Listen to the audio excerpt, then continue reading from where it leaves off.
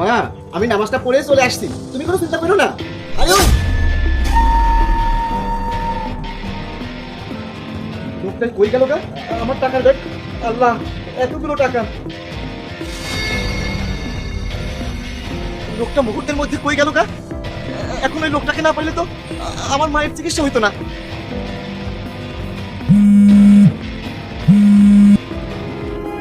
হ্যাঁ মা।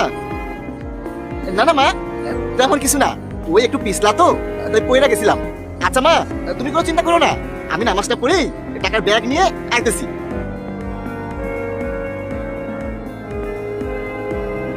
মারে তো কোনো রকমের সান্ত্বনা দিলাম, এখন এই টাকার ব্যাগটা না পেলে মায়ের চিকিৎসা করাবো কি দিয়া?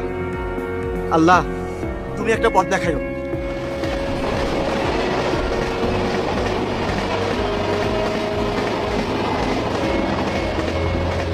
আল্লাহ, মা তো জানে আমি টাকার ব্যাগ নিয়ে আইতেছি, এখন কোন মুখে মায়ের সামনে যাবো? আল্লাহ, তুমি একটা পথ দেখাও, আমিন। ভাই, সবাই তো নামাজ পড়ে গেল গা, আর আপনি এখানে বসে কাঁদতেছেন, সমস্যা কি? ভাই, কি আর বলবো, মায়ের অপারেশন করার জন্য গ্রাম থেকে হাওলাত করে কিছু টাকা আনছিলাম। পরে রেল স্টেশনে নামার পর একজন খাবার দিয়ে টাকাগুলো নিয়ে গেছে গা। এখন কি করব, কই যে যাব, কিছুই বুঝতে পারতেছি না। বুঝতে পারছি আপনার বিষয়টা। এই শহরে কেউ কারো না, আল্লাহ যা করেন ভালোর জন্যই করেন। আল্লাহ পাক কোনো একটা ব্যবস্থা করবেন, আপনি চিন্তা করবেন না।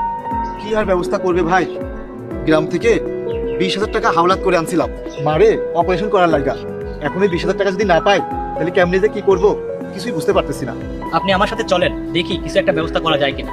ভাই, আপনি যে বলছেন এইটাই অনেক, আমি একা একাই যেতে পারবো। আপনি কি অচেনা দেখে ভয় পাইতেছেন? আপনিও মুসলিম, আমিও মুসলিম, মুসলিম মুসলিম ভাই ভাই। আপনি আমার সাথে চলেন, দেখি কোনো একটা ব্যবস্থা হয় কিনা। ভাই, কি ভাবতেছেন? চলেন। আচ্ছা, চলেন তো ভাই। এইটা হলো পার্ক। মানুষের যখন মন খারাপ থাকে তখন মানুষ এসে এখানে বসে, তাই আপনারে এখানে নিয়ে আসছি। ভাই, আপনি যাই কন নাকি লাইগা, মায়ের জন্য টাকাগুলো নিয়ে আইছি। মায়ের জন্য এই টাকাগুলো জোগাড় করতে অনেক কষ্ট করছি। এখন টাকাগুলো যদি ডাক্তারের কাছে না দিতে পারি, তাহলে মায়ের অপারেশন হইতো না।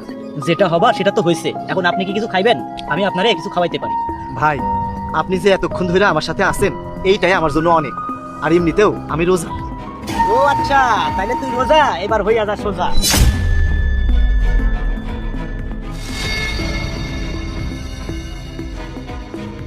আশেপাশে তো কেউ নাই, এর লগে যা যা আছে সবটা লইয়া ভাগ।